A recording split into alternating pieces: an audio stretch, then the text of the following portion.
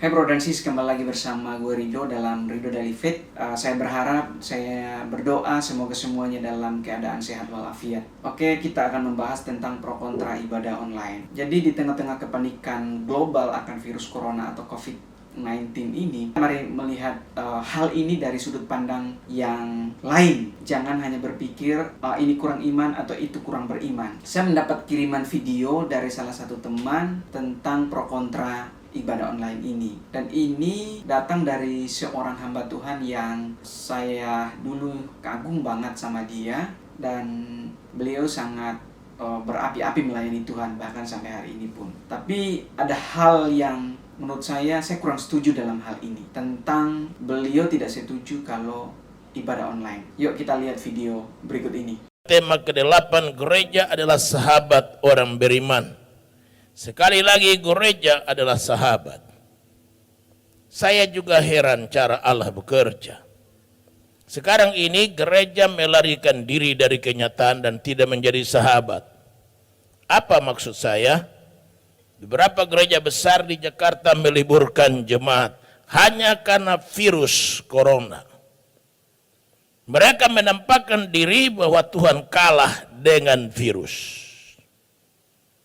Ketua Sinode pun memberikan WhatsApp, pendeta tidak boleh memegang tangan dengan jemaatnya. Saya baca itu, saya kaget. Besok saya akan telepon Ketua Sinode, kenapa segitu imanmu?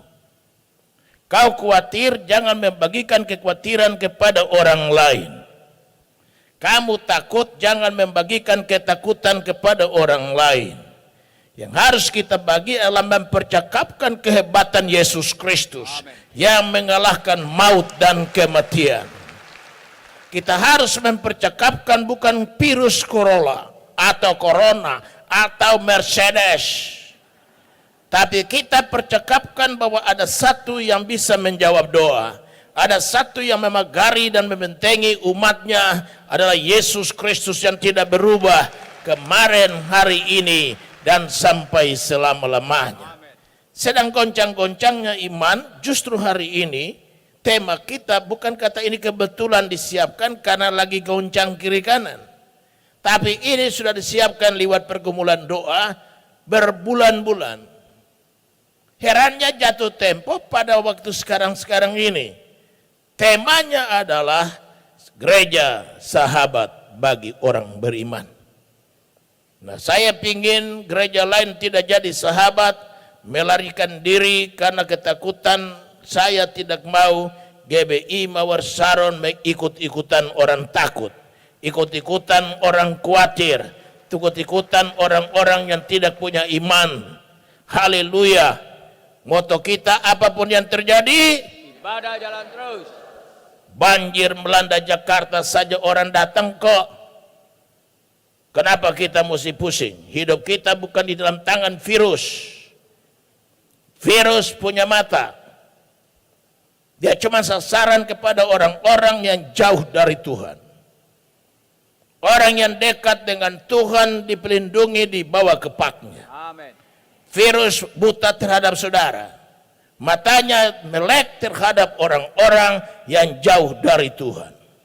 Kuncinya cuma di situ kok. Mari kita akan baca ayat-ayat bertelian dengan ini yang ada pada pokok gereja adalah sahabat bagi orang beriman. Saya merasa semua kita tidak takut dengan virus corona ini, tapi menurut saya adalah sebuah langkah kewaspadaan kalau kita menghindari kerumunan orang banyak atau pertemuan dengan orang banyak. Karena penyebaran virus intinya gejalanya itu tidak cepat kita tahu, dan ada orang yang sehat. Bahkan saya baca berita online, saya mendengar satu video dari Wali Kota Bogor, Bima Arya. Beliau tidak merasakan sakit apapun dan beliau hanya batuk kecil-kecil.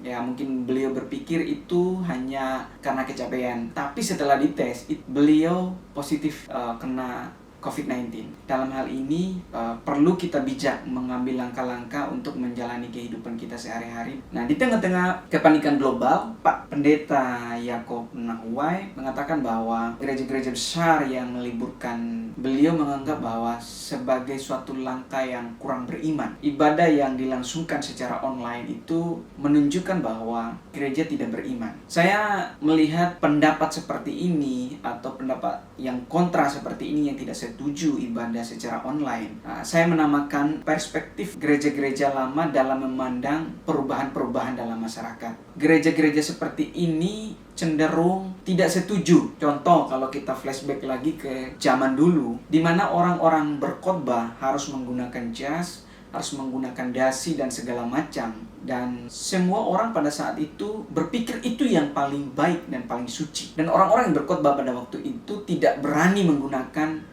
hanya sebatas kaos di jas begitu.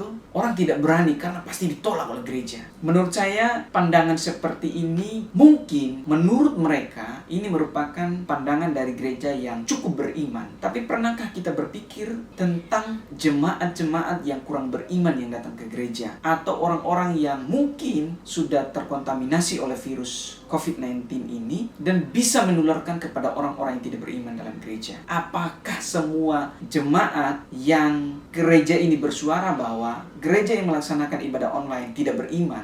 Apakah semua jemaat-jemaat saudara bisa pastikan bahwa jemaat saudara adalah jemaat-jemaat orang yang penuh iman? Dan Presiden Joko Widodo sudah menghimbau secara nasional untuk wilayah yang terkena penyebaran virus COVID-19 ini yang masuk dalam zona merah tidak ibadah bersama-sama seperti biasanya dalam gereja atau masjid atau beribadah di tempat-tempat ibadah seperti pada umumnya. Semua pimpinan lembaga gereja dan lembaga agama lainnya sepakat untuk beribadah di rumah masing-masing. Dan saya rasa gereja seperti ini yang tetap menolak untuk tidak melaksanakan ibadah secara online, saya rasa kurang memperhatikan himbauan dari pemerintah, khususnya DKI Jakarta, dalam kasus penyebaran virus COVID-19 ini. Dan saya rasa ini bukan persoalan di belahan dunia Indonesia aja, tapi ini persoalan di seluruh dunia, dan di mana orang sepakat untuk memerangi virus ini dengan mengurangi kontak fisik dengan orang lain dan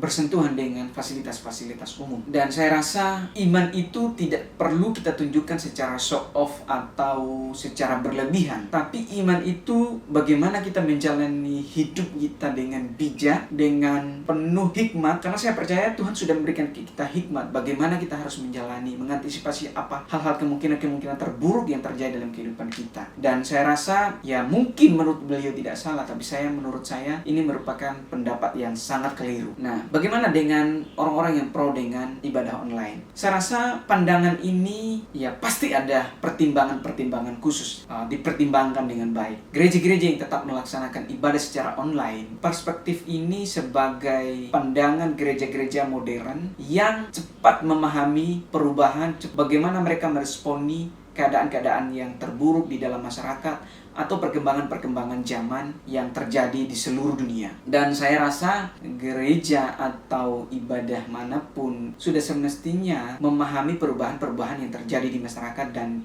yang terjadi di belahan dunia lain. Dan saya rasa ibadah itu kan bukan sesuatu yang harus dilangsungkan di gereja. Ketika bait Allah dihancurkan, di mana orang Israel berserakan di mana-mana, dan mereka tidak bisa beribadah kepada Tuhan, atau mereka beribadah di rumah dalam kasus Yesus. Dan dia bilang gini, suatu saat kamu tidak akan lagi beribadah di gunung ini atau di tempat ini, tapi kamu akan menyembah Tuhan dalam roh dan kebenaran. Artinya penyembahan kepada Tuhan, beribadah kepada Tuhan tidak bisa lagi dibatasi oleh ruang dan waktu. Nah, itulah sesuatu hal yang gagal dipahami oleh orang Israel pada waktu itu. Mereka gagal memahami maksud dari ibadah kepada Tuhan itu seperti apa. Makanya orang-orang bangsa Israel pada waktu itu untuk beribadah di bait Allah. Dan itulah yang ditentang oleh Yesus, bahwa mereka mengkultuskan tempat, tapi sebenarnya hati mereka jauh dari Tuhan. Nah, inilah yang sebenarnya Tuhan gak mau dari kita. Nah, apa salahnya kita mengajak orang untuk ibadah online? Bukankah teknologi yang diberikan kepada kita sekarang ini agar kita manfaat bagaimana kita harus menjangkau jiwa-jiwa dan kita tidak komunikasi antar kita tidak dibatasi lagi oleh ruang dan waktu. Dan saya rasa gereja seperti ini gereja yang menurut saya cukup smart atau cukup aware dengan hal yang terjadi di masyarakat. Dan saya rasa ini bukan sesuatu langkah yang kurang beriman. Saya rasa kalau ada orang yang berpandangan bahwa ini merupakan langkah kurang beriman, justru menurut saya ini langkah-langkah dari orang yang cukup beriman dan bijak menghadapi segala situasi, menghadapi kemungkinan-kemungkinan terburuk di dalam gereja. Dan masakah kita harus tunggu beribadah di gereja lalu kita memuji dan menyembah Tuhan? Masa kita harus ke gereja baru kita bisa memuji dan menyembah Tuhan dengan bebas? Sebenarnya itulah yang ditentang oleh Yesus. Jangan membatasi orang menyembah Tuhan oleh tembok gereja, tapi biarlah orang beribadah kepada Tuhan dimanapun dia berada, dalam keadaan apapun, orang tetap menyembah Tuhan. Dan menurut saya ini sebuah langkah yang bijak, di mana gereja betul-betul meresponi perubahan yang terjadi di masyarakat. Ada salah satu masalah yang paling serius yang dihadapi oleh gereja zaman-zaman sekarang ini. Generasi muda hilang dari gereja. Saudara boleh lihat berapa banyak anak muda yang ada di gereja hari-hari ini. Banyak, khususnya di kota Jakarta ini, banyak banget anak muda yang hilang dari gereja. Dan saya rasa ini merupakan satu langkah yang bijak oleh gereja bagaimana mengadakan ibadah secara live streaming atau online, dan kita semua bisa menjangkau orang-orang yang mungkin hari ini sudah bete, sudah malas ke gereja. Mungkin saat-saat ini seperti anak muda yang sudah hidup sehari-harinya di gadget dan mereka kebanyakan aktivitasnya di gadget. Dan menurut saya ini merupakan suatu langkah yang cukup bijak yang diambil oleh gereja untuk menjangkau anak-anak muda zaman sekarang ini. Dan saya merasa hari ini gereja di Jakarta, bahkan di seluruh dunia, gereja-gereja modern khususnya, sedang berlomba-lomba membuat aplikasi bagaimana menjangkau anak-anak muda, bagaimana memberikan kemudahan kepada masyarakat untuk menjangkau gereja lewat gadget yang mereka punya, lewat media yang mereka punya, yang mereka pakai sehari-harinya. Dan saya rasa ini bukan sesuatu yang salah, tapi gereja lebih aware dengan perkembangan zaman yang akan terjadi perubahan yang begitu cepat. Dan mari kita baca satu firman Tuhan berkaitan dengan pro kontra yang terjadi di masyarakat. Mari kita baca Amsal 22 ayat 3. Saya bacakan buat saudara, demikian bunyi firman Tuhan. Kalau orang bijak melihat malapetaka, bersembunyilah ia. Tetapi orang yang tak berpengalaman berjalan terus, lalu celaka. Gereja yang mengambil tindakan untuk online hari ini cukup bijak menanggapi firman Tuhan ini. Dan menurut saya ini merupakan langkah orang-orang yang bijak. Bagaimana aware dengan himbauan dari pemerintah, bagaimana peduli dengan kesehatan banyak orang, dan gereja tidak mengajak orang bukan untuk tidak beriman. Tapi jangan membatasi gereja dengan tembok gereja. Jangan membatasi ibadah dengan tembok gereja. Jangan membatasi persekutuan dengan Tuhan. Dan saya rasa ini merupakan suatu langkah bagaimana kita menyerukan kepada semua orang. Kita bisa bersatu lewat roh. Kita bisa bersatu dalam roh. Kita bisa bersatu dalam iman dalam waktu yang bersamaan. Dan saya rasa ini merupakan langkah yang cukup bijak bagaimana gereja menjangkau orang dalam segala keadaan. Saya ingin menyinggung sedikit tentang apa yang terjadi dengan Yesus ketika Yesus menghadapi bahaya yang akan membahayakan dia waktu dia masih di bumi. Nah, saudara bisa baca di dalam Yohanes 7 ayat 1. Nah, di situ diceritakan bahwa orang Yahudi itu berusaha untuk membunuh Yesus. Tapi kata firman Tuhan begini, ia tetap di Yudea karena orang Yahudi itu berusaha membunuh dia. Orang Yahudi itu menunggu dia untuk keluar dari Yudea dan orang berusaha membunuh dia. Tapi Yesus tetap tinggal di Yudea. Karena apa? Karena Yesus tahu bahaya yang dihadapi. Apakah Yesus takut? Atau sebaliknya bahwa ini merupakan langkah bijak yang diambil oleh Yesus, bagaimana dia tidak ceroboh atau tidak bijak untuk menghadapi hal-hal terburuk yang terjadi. Sedangkan misi yang dia bawa, misi yang harus dibawa oleh gereja, rencana yang dibawa oleh gereja masih cukup panjang. Dan saya rasa ini merupakan langkah yang cukup bijak. Kemudian di dalam Yohanes 11 ayat 53-54, ketika Yesus mengetahui bahwa orang-orang Yahudi itu berusaha membunuh dia, orang Yahudi bersepakat untuk membunuh Yesus, tetapi Yesus tidak tampil di muka umum. Jadi orang-orang Yahudi itu berusaha untuk membunuh Yesus, dan dia udah tahu orang bersekongkol mau membunuh dia. Dan di sisi yang lain, dia juga tahu apa yang dia harus kerjakan. Misi yang dia bawa belum selesai. Penyaliban, penebusan akan dosa belum selesai. Makanya Yesus tidak lagi tampil di muka umum. Tidak lagi tampil show off. Saya Yesus nih yang begini, dan tampil di tengah-tengah umum, di tengah-tengah masyarakat. Tapi malah Yesus tidak tampil seperti pada umumnya. Nah, pertanyaan yang sama bagi saudara-saudara yang tidak setuju dengan yang dilakukan oleh gereja untuk mengadakan ibadah online. Saudara perlu berpikir bahwa apakah Yesus takut atau malah Yesus bijak menanggapi hal terburuk yang akan terjadi. Ketika hal yang sama di dalam Matius 4 ayat 12 dan 13, ketika Yesus mendengar tentang Yohanes tangkap oleh orang-orang Yahudi. Firman Tuhan saya bacakan buat saudara di sini. Tetapi pada waktu Yesus mendengar bahwa Yohanes telah ditangkap, menyingkirlah ia ke Galilea.